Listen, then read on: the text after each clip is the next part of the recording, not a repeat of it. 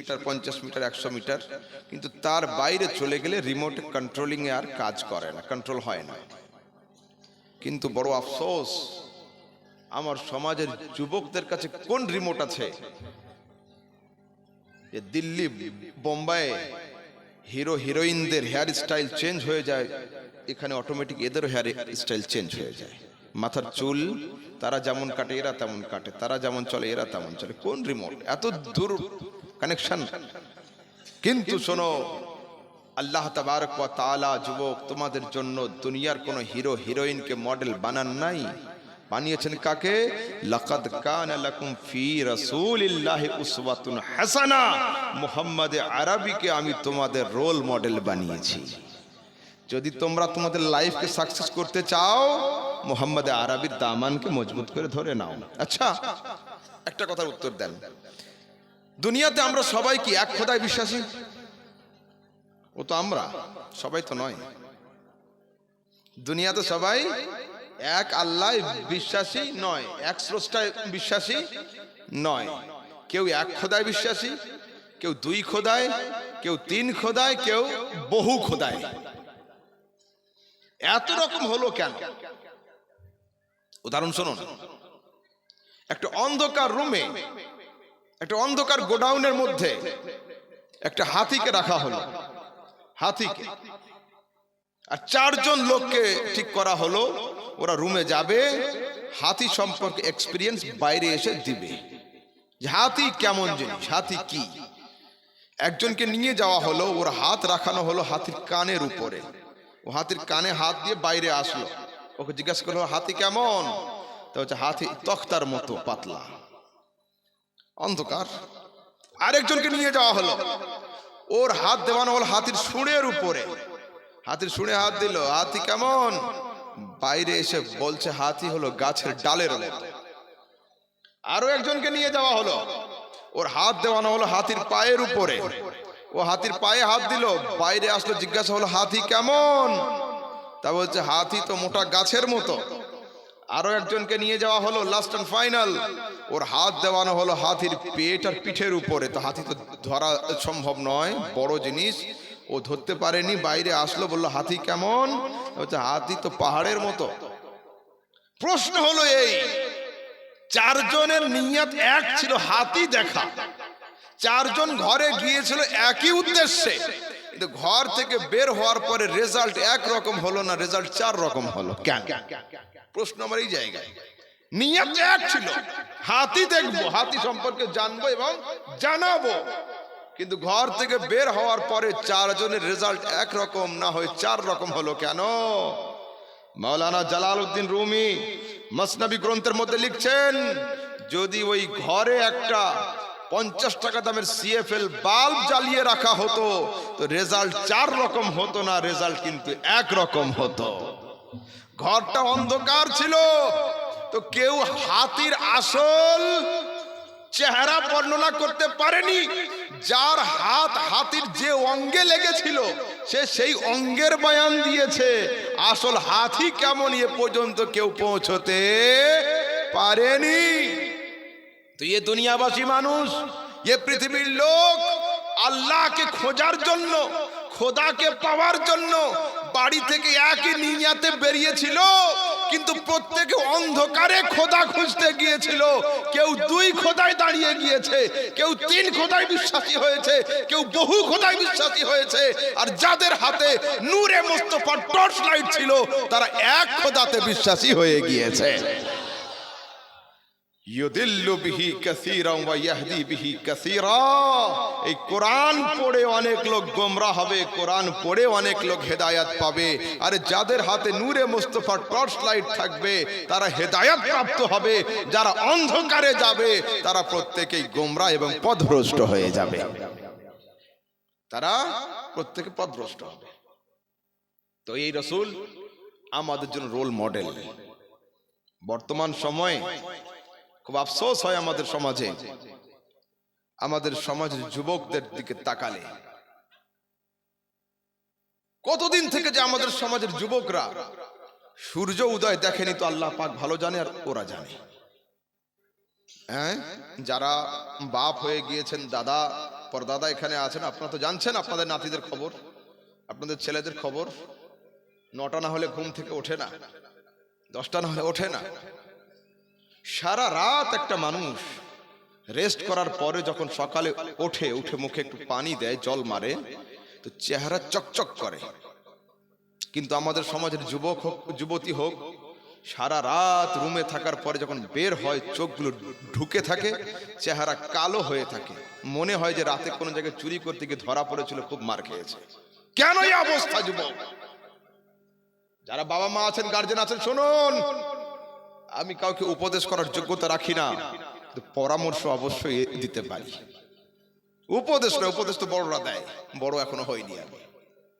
পরামর্শ এতটুকু, আপনি যে আপনার ছেলেকে আপনার মেয়েকে রুমের মধ্যে দিয়ে বাইরে থেকে গেট লাগিয়ে দিয়ে শুয়ে গেলেন, ওর দেহ তো ঘরে ছিল, বাট ও ঘরে ছিল না।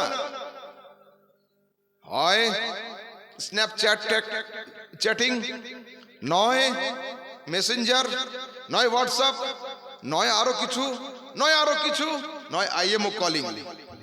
সারা রাত রুমে ওর দেহ ছিল, ও ঘরে ছিল না। আমাদের সমাজের যুবকরা মোবাইলে চার্জ করে কখন জানেন? যখন বাবা মায়ের সঙ্গে রাতের বেলা ডিনার করতে বসে, আব্বু ডাকে আয় রে আয়, বলছে আব্বু আসছে আসছে, ওটাকে চার্জে লাগিয়ে দিয়ে খেতে বসে। যেদিকে আমিও পেট ভরাচ্ছি, মোবাইল তুইও পেট ভরা, আমি এসে তোকে ধরবো। মোবাইলটা হাতে তুললো, রাতে ছাড়বে কখন? মুয়াজ্জিন যখন বলবে আসসালাতু খায়রুম মিনান নাওম, আমার যুবক ভাই আর যুবতী বোনটা পড়বে ইন্না লিল্লাহি ওয়া ইন্না ইলাইহি রাজিউন। এটাই তো অবস্থা। আমি কি বাস্তব বলছি না? একদম বাস্তব। যারা পিতামাতা এখানে আছেন, বাড়িতে গিয়ে নিয়ম করুন যে রাত 11টার পরে মোবাইলগুলো জমা করতে হবে। আর ফজরের সময় যে আর্লি মর্নিং এ উঠবে, মোবাইল ফোন তাকে আগে দেওয়া হবে। মসজিদ আর ছোট থাকলে হবে না, মসজিদে চাঁদা করে বড় করতে হবে, নামাজির সংখ্যা এত বেড়ে যাবে। মোবাইলের নেশাতে নামাজ পড়বে যুবক, আমি জানি।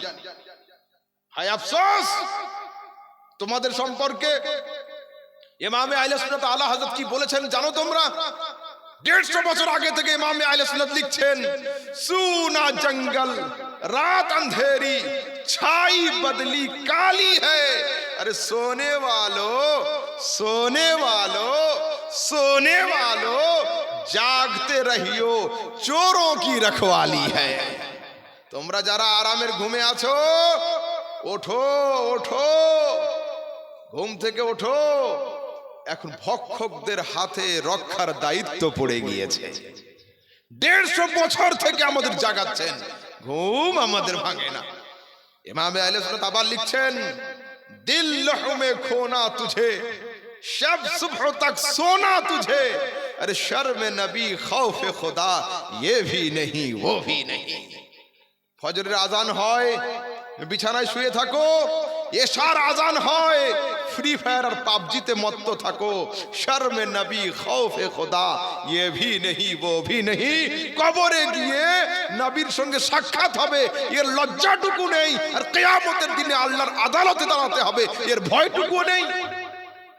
আবার লিখছেন, রিজকে খোদা খায়া কিয়া, ফরমানে হক টালা কিয়া।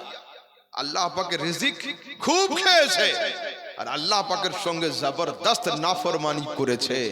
শুকরে করম তর সে সাজা ये भी नहीं वो भी नहीं। আল্লাহর রুজি খেয়ে, আল্লাহর দেওয়া রিজিক খেয়ে কোন সময় শুকর আলহামদুলিল্লাহ বলার সময়ও হয় না, আর আল্লাহর সঙ্গে নাফরমানি করে কোন সময় নাউজুবিল্লাহ আস্তাগফিরুল্লাহ পড়ারও সময় হয় না। আল্লামা ইকবাল, মহাকবি ইকবাল, জগৎ বিখ্যাত কবি ইকবাল লিখছেন, যে সম্প্রদায়, যে মানুষ ফজরের সময় বিছানা থেকে উঠে মসজিদে যেতে রাজি হয় না, ফজরের সময় বিছানা থেকে উঠে মসজিদে যায় না, সে আবার মনে মনে চিন্তা করে কবর থেকে উঠে জান্নাত পর্যন্ত যাবে। হায় আফসোস, কত ডিপ কথা, একবার ভেবে দেখবেন রাতে খালি যে এইটুকু কথাতে কত ডিপ বলেছেন উনি। আল্লামা ইকবাল আরো একটা কথা লিখেছেন, ওয়াদা মে হো তুম নাসারা तमद्दुन में हो हुनूद, आए मुसलमान तुम्हें देखकर शर्माए यहूद। ও মুসলমান, তোমাদের চলা বলা দেখে মনে হয় তোমরা পাশ্চাত্য দেশের খ্রিস্টান, তোমাদের খাই খাওয়া দেখে মনে হয় তোমরা স্বাদেশিক হিন্দু, তোমাদের দাঁড়িয়ে পেশাব করা দেখে রোম সাম্রাজ্যের ইহুদিরাও লজ্জায় পড়ে যায়। যে যুগে 5G 4G 3G দূরের কথা, মোবাইল ফোনও ঠিকঠাক ছিল না, গ্রামীণ ফোন চলতো, মেসেজের কোনো ব্যবস্থা ছিল না, আনলিমিটেড নেটের কোনো কথা মানুষের মাথায় আসেনি। সেই যুগে যদি আল্লামা ইকবাল এই বাক্যে আমাদের উপদেশ দিয়ে থাকেন, এই শব্দগুচ্ছ দিয়ে আমাদের উপদেশ দিয়ে থাকেন, বর্তমান 2025 সালে যদি আল্লামা ইকবাল আমাদের অসভ্যতা, নোংরামি, বর্বরতা, বেহেয়াইতা যেটা দেখতেন, তো উনি ডিকশনারি খুঁজে খুঁজে হয়রান হতেন যে আমি কোন বাক্যের ছড়ি দিয়ে এদেরকে মারবো। হয়রান হতেন। আমরা কবে পরিবর্তন হব? কবে? আমাদের সময় কই এ যুবক? দেখুন কোরআনে আছে, লিল্লাহিল মাশরিক ওয়াল মাগরিব ফাআইনামা তুওয়াল্লু ফাসাম্মা ওয়াজহুল্লাহ। যে পূর্ব এবং পশ্চিম দুটো হলো আল্লাহর, যেদিকে মুখ করে তুমি আল্লাহকে ডাকবে, খোদা তোমার ডাকের সাড়া দিয়ে দিবে। এটা শরিয়তি তরজমা। যাদের রুহানিয়াত, যাদের আধ্যাত্মিকত্ব, যাদের রুহেতে রুহানিয়াত চলে এসেছে, যারা আহলে তাসাউফ, স্পিরিচুয়াল ম্যাটার নিয়ে যারা আলোচনা করতে পারে, তাদের ব্যাখ্যা আলাদা। সুফিয়ানা তাফসীর হচ্ছে এই, মাশরিক বলে কাকে, মাগরিব বলে কাকে? তা বলছে যে জায়গা থেকে সূর্য উদয় হয়, এটা হলো জারফে মাকান। যে জায়গা থেকে সূর্য উদয় হয় তার নাম হলো মাশরিক, যেখানে সূর্য অস্ত যায় তার নাম হলো মাগরিব। তা বলছে শোনো, তোমার হায়াত, তোমার জন্ম হলো পূর্ব, তোমার মৃত্যু হলো পশ্চিম। তো তুমি তোমার জন্ম থেকে নিয়ে মৃত্যু পর্যন্ত যে কোনো সময় খোদাকে একবার পরওয়ারদিগার বলে ডাক দাও, খোদা তোমার ডাকের সাড়া দিয়ে দিবে। তওবার কোনো বয়স নেই, তওবার কোনো এজ নেই। মাধ্যমিক পরীক্ষা তো মনে হচ্ছে হয়ে গেল, উচ্চ মাধ্যমিক শুরু হবে 3 তারিখ থেকে, তাই না? তো পরীক্ষার হলে যাওয়ার আগে একজন ছাত্র যদি বেশি বেশি প্রিপারেশন নেয়, কোনো আপত্তি আছে? আপত্তি হবে? হবে না। যদি পাতা ছিঁড়ে পানিতে ভিজিয়ে পান করে, তাও কোনো সমস্যা নেই। এক্সামিনেশন হলে আসার আগেও যদি বই খুলে পড়ে, কোনো সমস্যা নেই, you can read, no problem. কিন্তু যদি রেজাল্ট আউট হওয়ার পরে কান্না করে, তোর কান্নাতে ফয়েকাল ল কিন্তু পাশে পরিবর্তন হবে না। ফয়েকাল লই থেকে যাবে যত কান্না করুক। ইমামে আহলে সুন্নাত আমাদেরকে উপদেশ দিচ্ছেন, শোনো, আজ লে উনকি পানাহ, आज मदद मांग उनसे, अरे फिर ना मानेंगे कयामत में, घर मान गया। मानते हो आज मानो, स्वीकार करते हो आज स्वीकार करो, रेस्पेक्ट करते हो आज करे नाও। কিয়ামতের দিনে ফেরেশতাদের হাতে ডান্ডা দেখে মানি মানি করলে কিন্তু তারা ঠান্ডা হবে না। মানতে হয় আজ মানো, স্বীকার করতে হয় আজ স্বীকার করো, এর আগে নয়। এবার শুনুন, দুনিয়াতে দোস্তি বন্ধুত্ব আমরা তো বানাচ্ছি, বন্ধু করছি লোকের সাথে, তো কার সাথে? যার হাত আমরা ধরি, ও হাত কি সারা জীবন সঙ্গ দেয়? সিচুয়েশনে গিয়ে ও হাত ছেড়ে যায়। গাড়িতে দুজন হাত ধরে বসে আছেন, বড় বাম্পারের বা গাড্ডার ঝাঁকিতে হাত ছেড়ে যাচ্ছে, তো হাত যদি ছেড়ে যায়, তো আপনি এমন জনের সঙ্গে হাত মিলালেন যে হাত ছেড়ে যাচ্ছে। তো আসুন, আমি একজনের অ্যাড্রেস দিচ্ছি, তার নাম হলো মুহাম্মাদুর রাসূলুল্লাহ। যার হাত একবার ধরে নেয়, দুনিয়ার ভিড় তো দুনিয়ার ভিড়, কিয়ামতের ভিড়েও তিনি হাতকে ঝটকা মারেন না, হাতকে ছেড়ে দেন না। আসুন, বর্তমানে আমাদের সময়, আমরা খুব কঠিন দিনে আছি এখন, বিশেষ করে আহলে সুন্নাত ওয়াল জামাত। আমাদের সামনে সোশ্যাল মিডিয়া আমাদের জন্য আশীর্বাদ, মিডিয়া আমাদের জন্য একদিক থেকে অভিশাপ, দুটো কাজ করেছে। সমাজের বড় পীর সাহেবের নাম কি এখন? না, উনি তো আলাদা। বর্তমানে আমাদের সমাজে একটা বড় পীর আছে, তার নাম কি? হযরত মৌলানা মোবাইল। হ্যাঁ, ये बहुत बड़ा पीर है इस जमाने में। এই পীরের তিনটে খলিফা আছে, मौलाना यूट्यूब, मुफ्ती फेसबुक और हजरत अल्लामा गूगल। सबसे ज्यादा नॉलेज इसके पास है।